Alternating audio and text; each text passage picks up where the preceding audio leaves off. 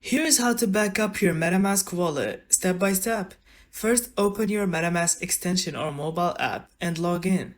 Click the drop-down icon here and go to Account Details. Here, click on Details.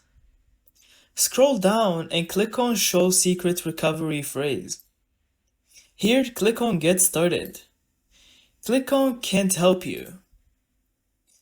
Click Continue, and then click on You're Being Scammed, and then click Continue. Now MetaMask will ask you for your password. Enter your MetaMask password to unlock it. You'll see your 12-word secret phrase. This is your wallet backup. Write it down on paper and store it somewhere safe and offline.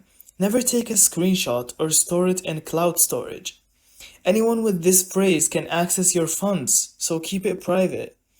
If you ever lose your device or uninstall MetaMask, you can restore your wallet using this phrase during setup. That's how to back up your MetaMask wallet, secure your assets, and never risk losing access. Thank you so much for watching. I hope you found this video helpful.